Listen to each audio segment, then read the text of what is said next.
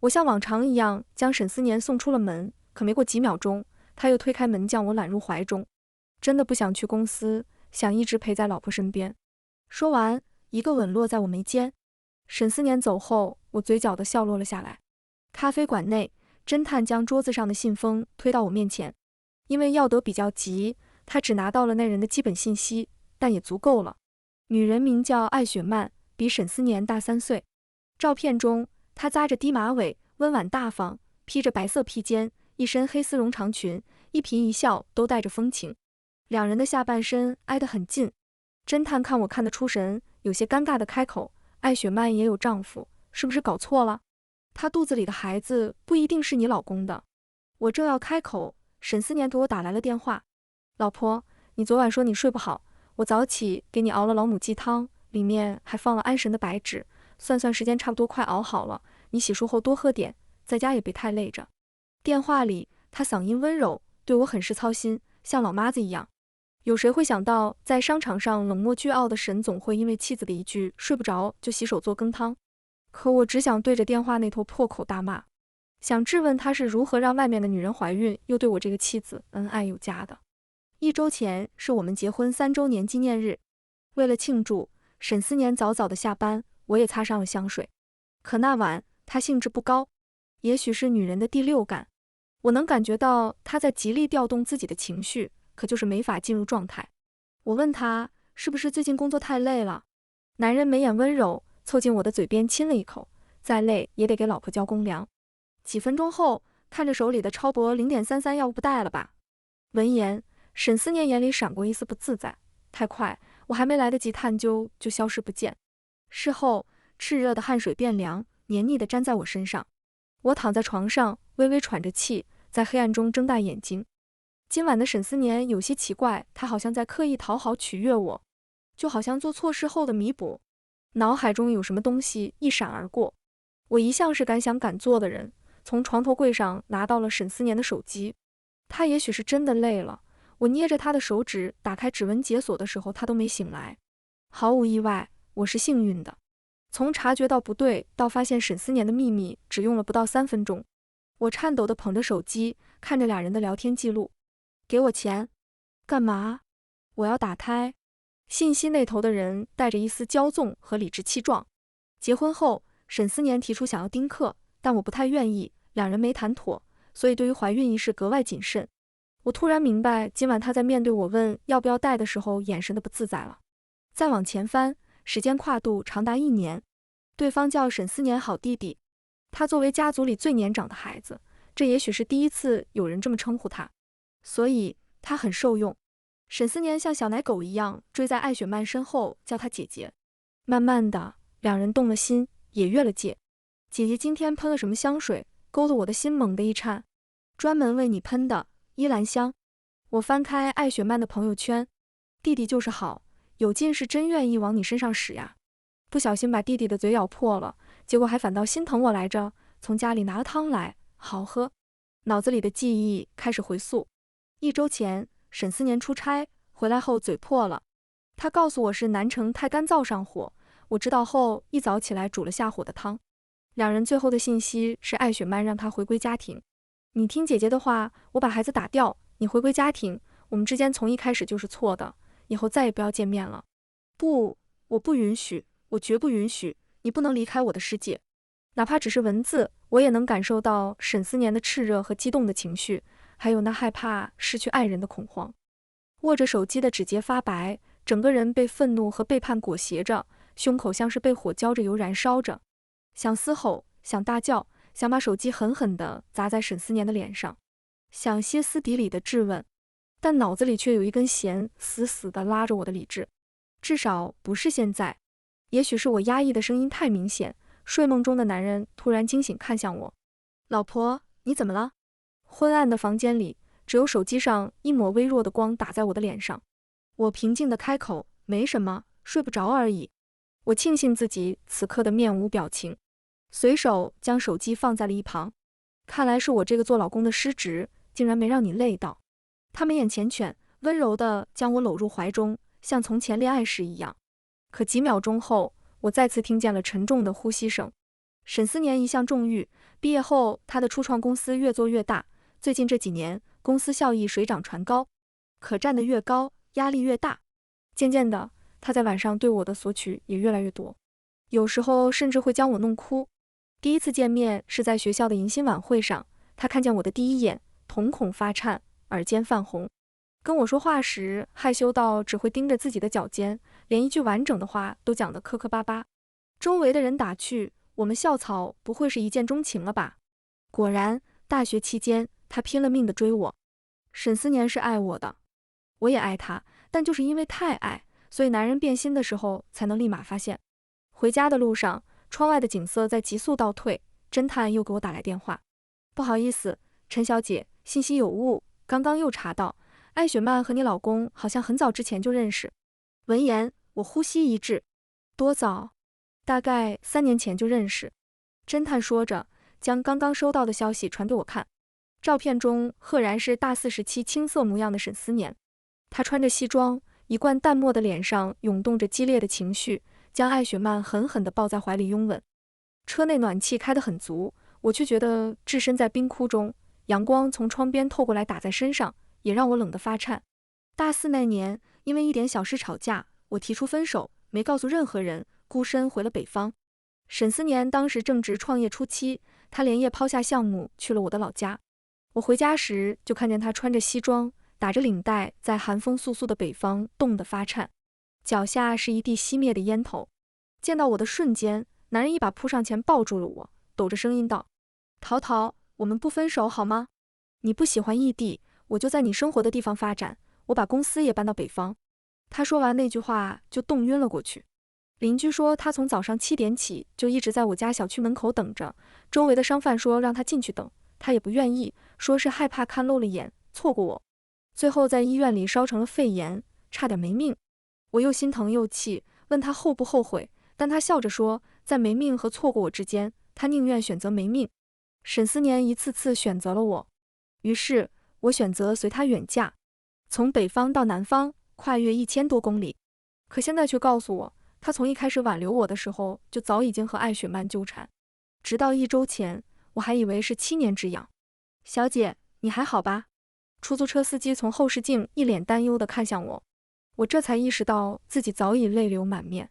我眼神看向窗外，淡淡的开口，没什么，看电影看哭了。侦探有些惊慌地开口，没办法，陈小姐，你要我们调查的比较急，所以信息不太全面，而且现在法治社会，我们也不能进酒店去查监控，只能查到这些。我苦笑一声，表示理解，随后将准备的10万转了过去。他收了红包，又贴心地给我透露了另一个信息。我看了一眼，立马让司机掉头去往国际新城，是艾雪曼丈夫公司的地址。说明来意后，助理把我带到了一间办公室。趁着这个空当，我也了解了下贺野的生平。英国剑桥大学毕业，毕业后去高盛投行工作了几年，28岁后接管自家公司，一经接手，公司效益翻了一番，妥妥的有能力的富二代。几分钟后，一个人走了进来。男人戴着金丝边框眼镜，黑发用发胶抓到脑后，露出英俊的额头，领带松松垮垮地系在脖子上，修长的双腿随意地交叠在一起。在他进办公室的那一刻，身后的人就恭敬地接过他的大衣。我偏过头，和一双细长的狐狸眼对视上，心里莫名闪过一丝异样。极具攻击性的美貌，但眼神却给人一种风流博性的感觉。这或许就是艾雪曼出轨的原因。你好，我是贺野。他先是自我介绍，然后坐在我对面，开门见山地道，听我的助理说你找我是因为我太太的事。对的。我直言不讳，你的老婆怀了我老公的孩子。不可能。贺野一口否定，身体靠着椅背，不慌不忙地道，陈小姐大概不知道，我老婆信佛，她心地善良，乐善好施，连路边的蚂蚁都不忍心踩死，不可能做出破坏别人家庭的事。是吗？我不置可否，抬眼看向他。夕阳透过窗帘的缝隙，洋洋洒洒地落在他的肩头，像是激动，他的胸膛起起伏伏。贺也勾了勾唇。对的，而且他每月15号都会去孤儿院做义工，每年都会向国际妇女儿童组织捐款。他的道德水平高尚，不会为了自己的私欲伤害另一个女人。我蹙眉，贺也说这话时眼神平静，可我分明从他放在桌上紧握的右手中看出了端倪。贺先生最近这几个月是一直在国外吗？我说着，从包里掏出一张孕检单。贺野最近2年一直都在美国开展新公司，1个月前才重回国内。夫妻2个聚少离多，常年分居。而艾雪曼的孕检报告单显示却是孕早期3个月。贺野的眼睛定定地看着那张报告单，眼神晦暗不明。目的已经达到，我起身正打算离开，他却突然叫住了我，开玩笑地道：“陈小姐，我老婆怀了你老公的孩子，要不你也出轨她丈夫？”我不可置信地回头，贺野勾着唇，一双狐狸眼带笑，眼里闪着明晃晃的算计。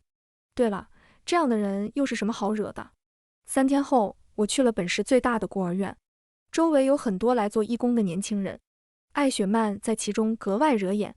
她穿着一身雍容华贵的貂皮大衣，身边围了一圈小孩。她正在给一个刚刚在雪地里摔倒的男孩洗手，男孩的衣服破了个洞，被风一吹，冷得直打颤，控制不住地往艾雪曼的衣服里钻。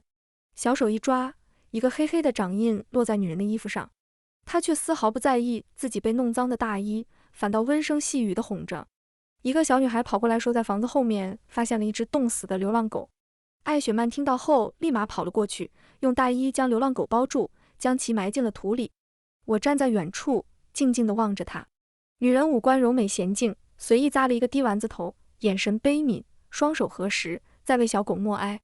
几个年轻的义工站在她面前说道：“你不仅每年都给孤儿院捐款，还亲自跑过来做慈善，当义工，连对待动物都这么善良。”另一个人附和：“这你就不懂了吧？慢慢解释，信佛的，有自己的信仰，当然得做好事。”艾雪曼听着这话，顿了一下，柔声道：“哪怕我不信佛也会行善，人应该遵从自己的内心，而不是为了某种信仰而做事。”周围人听着他的一番发言，纷纷称赞他心地善良，菩萨心肠。曼曼姐肚子里的孩子也是个有福的，自己亲妈做了这么多好事，肯定能平平安安的长大。闻言，艾雪曼满脸娇羞，双手不自觉地放在肚子上。有人调侃：“曼曼，等会儿你老公也会来的吧？”“当然。”艾雪曼笑了笑，和前几年一样，她今天会和我一起给院子里的小朋友们过生日。我往前的脚步顿了一下，又退回到建筑后面，看了看手机上的日期，心里闪过一丝异样。今天，手指不自觉地拨通了沈思年的电话，几乎是响了1秒，那边电话就接了起来。男人声音温柔：“淘淘，怎么了？”我控制自己的情绪，平静地道：“你今天还是和前几年一样，挑这个时间给客户们送新年礼物吗？”“是呀，怎么了？”沈思年笑了下：“能换个时间吗？”“我身体不舒服。”以往只要一听我身体不行，沈思年都会紧张到立马回家。可这次他语气仍旧温柔，但却拒绝：“不行呀，淘淘，做人不能忘本。我的公司能做到今天这个地步，少不了当时行业里前辈的扶持，不能现在生意做大就不往来了。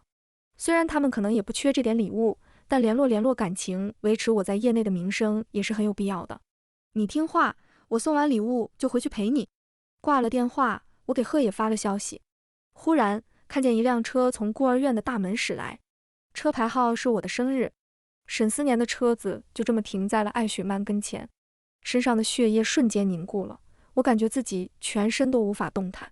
他从后备箱拿出来一个硕大的蛋糕和2大箱玩具，又从副驾驶拿出一串山楂糖葫芦，一个给大朋友，一个给小朋友。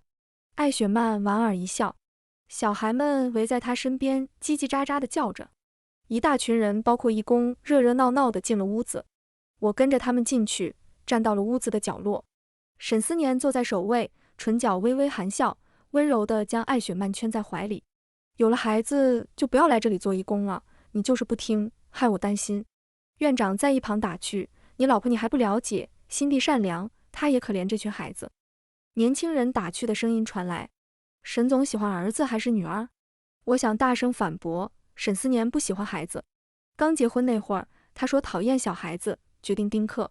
那时候我们都还年轻，我担心他老了之后又反悔，对于孩子一事一直没同意。我在网上找了婴儿萌萌的可爱照片，给他看了同事家里一家3口的温馨合照，都没能改变他的想法。沈思年端坐在中央，嘴角挂着浅笑：“我不重男轻女，儿子女儿我都喜欢。”“对，曼曼姐生的你都喜欢。”一群人开玩笑似的，哈哈大笑。我忽然就忍受不了了。在现实中看到的背叛比手机里来的更猛烈。那天晚上没有发出的歇斯底里，在此刻得到了释放。我的脑海里有愤怒，有崩溃，唯独没有理智。我全身发抖，不顾一切地推开人群，直直地冲了出去。贱人，贱人，你们两个都是贱人！沈思年嘴角的笑僵住，愣在原地，脸色煞白地看向我，整个人开始微微发颤。我嘶吼着，一把揪着艾雪曼的头发，将她攥在手里。一个披着伪善的面具破坏别人的家庭贱女，一个婚内出轨还恶心人的渣男。我照着艾雪曼的脸狠狠地抽了2个耳光。艾雪曼反应过来，厉声尖叫，右手也死死地抓着我的手。思年，救我呀！快救我！快把这个疯女人赶出去！我好疼！周围离得近的年轻人想要伸手将我推倒。沈思年看见那人的动作，却像是忽然回过神来，猛地一拳砸在那人脸上。他脸色狰狞，失声喊道：“滚开！都滚开！谁都不许伤害我老婆！”刚刚还打算义愤填膺收拾我的人，此刻都愣在原地，面面相觑，一时间退也不是，进也不是。有人反应过来，窃窃私语：“什么意思？他刚刚说谁都不能碰他老婆，那不是应该去打那个疯女人吗？怎么动手打我们？不是，这到底谁才是沈总的老婆呀？”有女孩看出来了，忙不迭地开口：“好像慢慢解释小三。”突然，我脚下一滑，蛋糕配上的奶油不知道被谁扔在了地上，我顺势松开了抓着艾雪曼头发的手，身体失去平衡，踉跄地倒在了地上。艾雪曼因为泄力倒在了沈思年的怀里。我目眦欲裂地看着沈思年：“对不起，对不起，淘淘。”沈思年眼神闪躲，声音沙哑：“她怀孕了，不能摔着。”我捂着肚子，痛苦地躺在地上，右手朝身下一抹，感受到一股温热的液体流了出来。有人尖叫：“啊啊啊！她该不会是流产了吧？”昏迷前，我看见沈思年惊慌失措地奔向我。在医院醒来时，沈思年呆愣地坐在我身边，肩膀垮着。他见我醒了，眼眶发红，头埋在我的肩膀上哭泣：“淘淘，对不起。”他紧紧地抱着我，声音抖得厉害：“孩子，我们还会再有的。”我没理会，推开他的头，将肩膀闪到一旁。沈思年，你在哭什么？或者说你在装什么？我眼神冷漠，一字一句地道。听出我话语里的讥讽，沈思年难过地望着我。我很少会有这么尖酸刻薄的时候。大学毕业后，我就和初恋结了婚。别人忙着找工作的时候，我已经过上了富太太的生活。了解我的人都说我命好，小时候家庭和睦，作为独生女，拥有父母全部的宠爱。长大后还有一个视我如命的老公，我的一生可谓是顺风顺水。所以我对人一向和善，从未用这种刺耳的话对待过身边任何一个人。我放在身侧的手一紧，嗤笑一声：“你不是已经做出选择了吗？”在我摔倒的时候，沈思年手足无措，极力想要安抚我的情绪，神情悲伤：“对不起，我不知道你也怀孕了，曼曼不是故意的，她没料到你会突然冲过来动手打她。她做小三的时候怎么没料到会被原配揪着头发扇耳光？”沈思年一震，嘴唇紧抿，他不语，只是一味地道歉。我抬头望向他：“你和他是什么时候认识的？”1年前。唯恐我不信，沈思年单膝跪在我面前，做事要发誓：“我和他也就是1年前才认识。淘淘，不管你信不信，他肚子里的孩子不是我的。我只是在我们的婚姻里开了个小差，我会和他分开，然后回归家庭。”我讽刺一笑：“那你还挺爱他的，不是你的孩子，还愿意在众人面前承认。”沉默与窒息在两人之间蔓延。沈思年大概是慌张失措昏了头，发誓也不经过脑子。我的话让他僵住了，他身体微微后仰，望着我，眼神凄凄哀哀，声音沙哑：“我会让他把孩子打掉。”我闭了闭眼：“还是别打了吧，虽然我没来得及做母亲，但失去孩子的痛苦我已经感受到了。”沈思年的双眸瞬间被愧疚与后悔占满。别人的愧疚或许没用，但他的愧疚对我和贺也可太有用了。沈思年在这儿待了2天，被我赶走了。我对他说：“看见你这张脸我就恶心反胃，如果你想我一直饿着肚子的话，就待在这儿。”他佝偻着背，1步3回头。我注视着他离开的背影沉思。没有人知道，去孤儿院前，我先去医院做了体检。在那之前，我其实是有预感的。当时还记得医生恭喜我时的样子，但这孩子来的不够巧，偏偏在我不需要的时候到来。所以这个孩子必须流掉。对还未成型的胚胎，我实在提不起一点母爱，更何况这个孩子的身体里还有沈思年的基因，之后要在我的肚子里生存，光是想想就觉得恶心。所以在这之前，我就打算让孩子死在艾雪曼的手里。当时在决定动手前，我已经给贺野发过消息，他安排人混在人群里。艾雪曼不是很在乎自己行善积德的名声吗？沈思年的到来是个意外，但一弹三鸟，也省得我再维持表面的风平浪静。就像海啸来临前的海底，时机到了，海水会翻涌喷发，没有人可以置身事外。下午3点，我办了出院手续。有护士问我，怎么就你一个人？你老公呢？前几天沈思年对我亲力亲为，他们是看在眼里的。我朝他们微笑，大概是忙着处理和情人的桃色新闻吧。护士一听，惊讶又尴尬地望着我。没等他反应过来，我出了门。我没回家，而是去了婚前我爸妈买给我的房子。回去后没多久，那天孤儿院的视频迅速传遍了我和沈思年共同好友的圈子，在贺野的运作下，也很快登上了同城的新闻。当代社会，婚姻关系紧张，原配抓小三致使原配流产的事很快上新闻。我的脸被打了马赛克，而沈思年和艾雪曼的脸却像是高清锐化过的。网友很快扒出了两人的信息，终于不是把原配的脸露出来了，这才对嘛，施暴者才更应该露脸。那男的公司之前和我们合作过，还是一个行业的，他不是经常在别人面前提起有多爱他老婆吗？平时谈生意都不让女的近身，我还以为他是真爱呢，原来啧。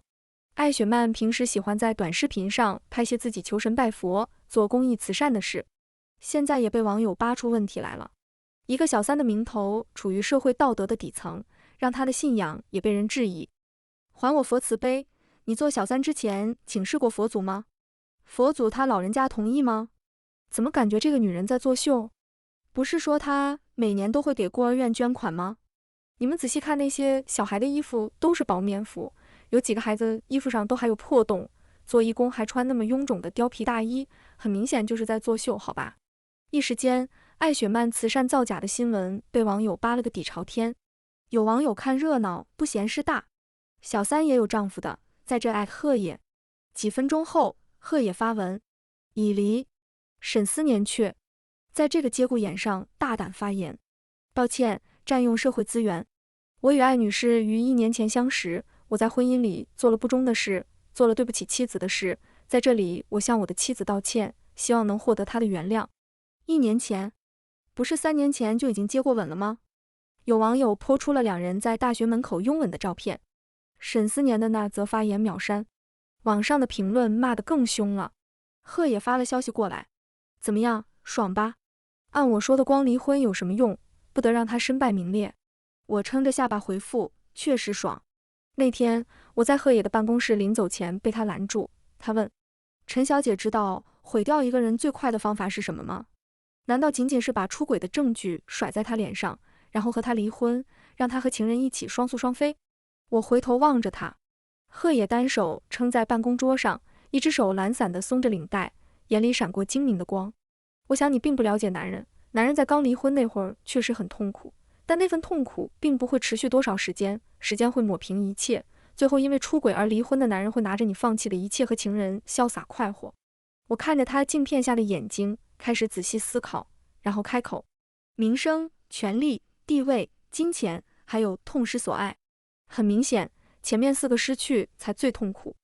所谓的爱情，甚至在那几个因素面前无足轻重。对呀，我为什么只是要让他失去爱情？他应该失去所有，来祭奠我满腔的爱意和充满谎言的婚姻。贺也打了个响指，真聪明。所以为了报复，我们就让他们一点点地全部失去。我看着他嘴角残忍的笑，忽然有些胆寒。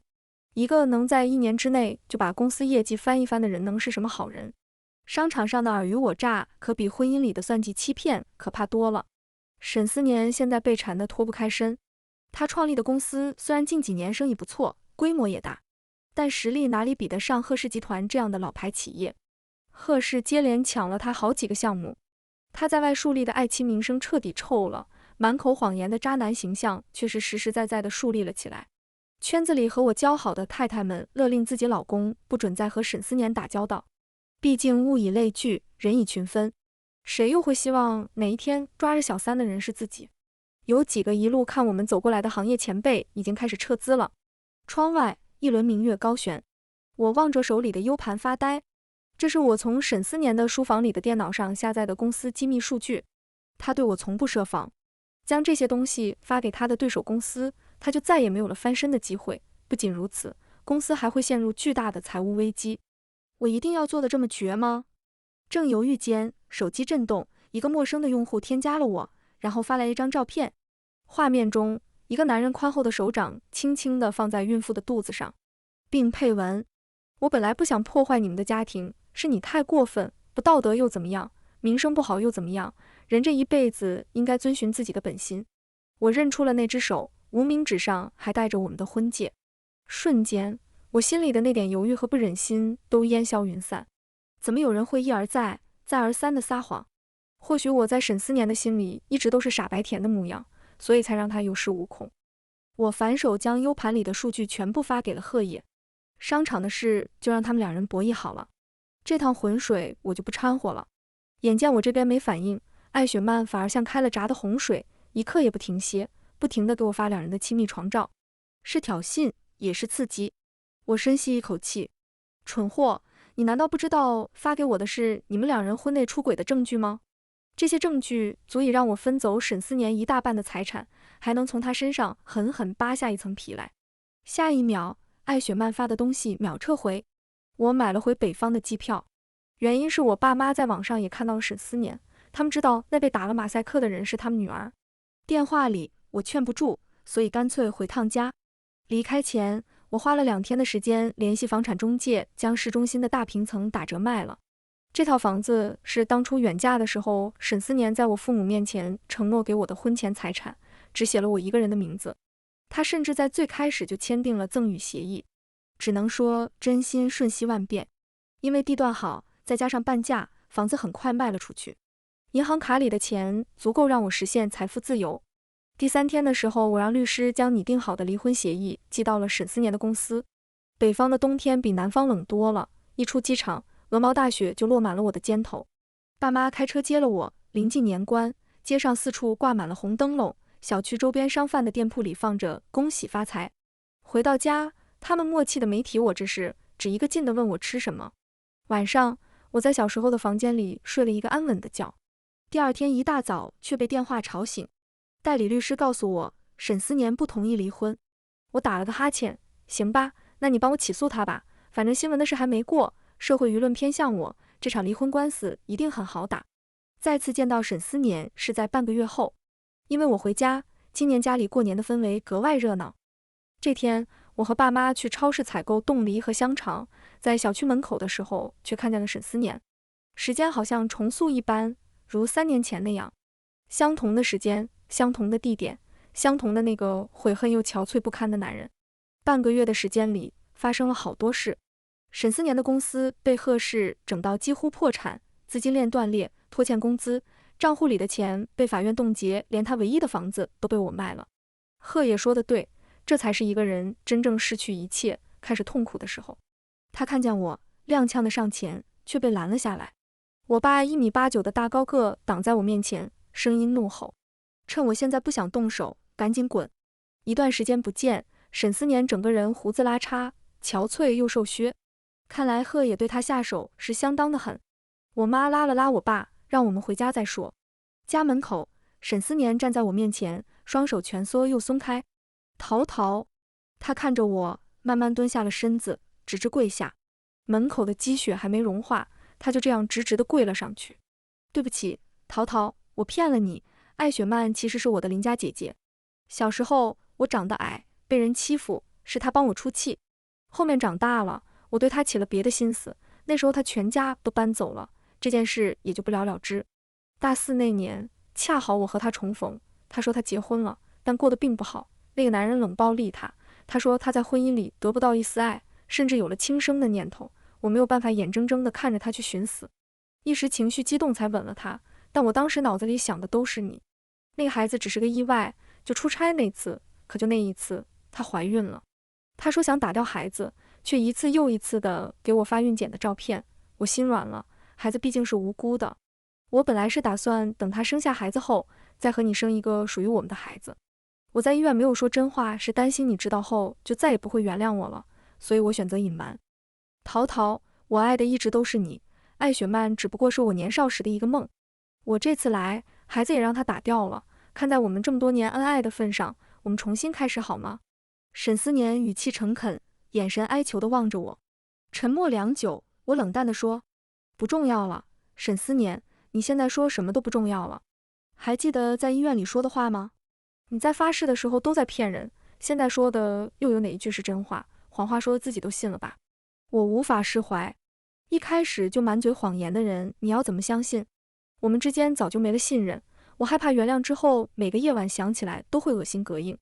沈思年，我看了你的手机，在我们3周年纪念日那晚。听着我的话，沈思年像是想到了什么，脸色在一瞬间灰败下来，身体微微发抖。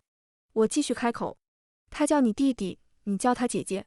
你每年都会给合作商送贺礼，实际是抽出时间去见艾雪曼，在众人面前和他扮演一对恩爱的夫妻。你说只有那一次，实际你们不止一次。你口口声声地说着爱我，你的行动却处处表示爱着他，人不能既要又要。签完离婚协议后就滚吧。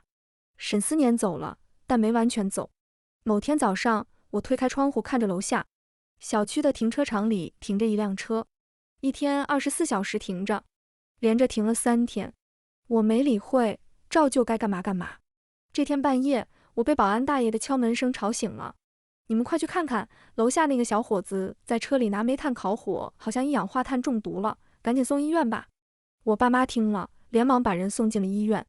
原来北方的冬天，室外零下20-30度，沈思年一天到晚把车子的空调开着，发动机叫个不停。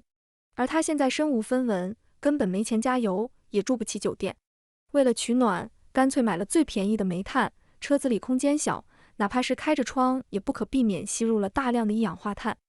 我妈问我去不去，我想了想，还是不去，只让他们把离婚协议书带去医院。他会签字吗？会的。我们是彼此了解的，到这个时候我都不愿出现，他该知道放手了。我在厨房下了一碗面，刚吃没2口，贺也发来了消息：你婚离了吗？还没，但也快了。你想不想知道另一个人的下场？他在电话那头问我。从我离开后，贺也就实时向我播报2人的情况。说实话，我是挺感激的。如果没有他帮忙，我只会和沈思年离婚，然后拿钱走人，最多让他名声受损。至少让一家公司破产，让他在行业里再无容身之地是我做不到的。你说？他笑道。你老公让他打胎，他没打，一个人偷偷跑了。我不解，又转念一想，或许艾雪曼对沈思年是认真的。贺也闻言嗤笑一声。你要知道，一个女人如果名声臭了，她一定会紧紧扒着最后和她纠缠不休的男人。很明显，你老公就是这个男人。而且他做慈善的钱足足有几千万，那是我们贺氏集团做公益的货款。我当初交给他来做，结果却被他以个人名义捐给孤儿院不说，钱还被他和院长一起贪污分赃了，那些小孩一点都没分到。我已经向法院提起诉讼了，他更不敢打掉孩子了。第二天一早，我收到了我爸妈拿给我的离婚协议书，只是签字那一栏的名字歪歪扭扭。我妈叹气，还好他签字了，今天就算他不签，我们也得拼了老命和他打官司。我这才知道，沈思年就医还算及时，但也只是捡回来一条命。他吸入的一氧化太多，损伤了大脑，醒来后半边身子偏瘫，下半辈子大概只能在床上度过了。他醒来后看见我没来，躺在床上痛哭流泪。我妈在他面前苦口婆心地劝：你已经算是个半个残废了，为什么还要揪着我们滔滔不放？你如果真的爱他，就干脆放手，给他幸福。沈思年被他说动，拿着笔歪歪扭扭地签下了名字。后来发生的事，哪怕我不想听，贺爷也在给我积极转播。沈思年和艾雪曼的命运，早在我和贺爷达成合作时就已经注定了。艾雪曼东躲西藏，终于在足月后生下了一个男孩，结果刚生产完就被法院传唤，证据确凿，以贪污罪被判无期徒刑。所以孩子在出生后不久就被送到了本市最大的孤儿院。沈思年被他妈带了回去，刚开始还能为他擦洗身体，可时间长了就有了怨言。本该是享福的年纪，却还要照顾一个半瘫痪的儿子，不到半年，他的后背就生了褥疮。电话那头，贺野喋喋不休地跟我说沈思年有多惨，变得有多丑。我听得有些烦了，问他：你一个公司的老板，一天到晚没事干嘛，净关注曾经的情敌干什么？他被我说的一愣，有些不好意思地道：那也不是，就是想问问你，经过这件事后，你还会相信爱情吗？我回：当然，爱情可贵也难得。我或许遇不到，但我相信它一定存在。刚说完这话，一道阳光穿过窗户，透过窗帘直直地洒在我的脸上。天晴了。这个故事到这里就结束了，感谢您的收看。如果您喜欢这个视频，就给我点赞订阅一下吧。衷心祝您吉祥如意，万事顺心。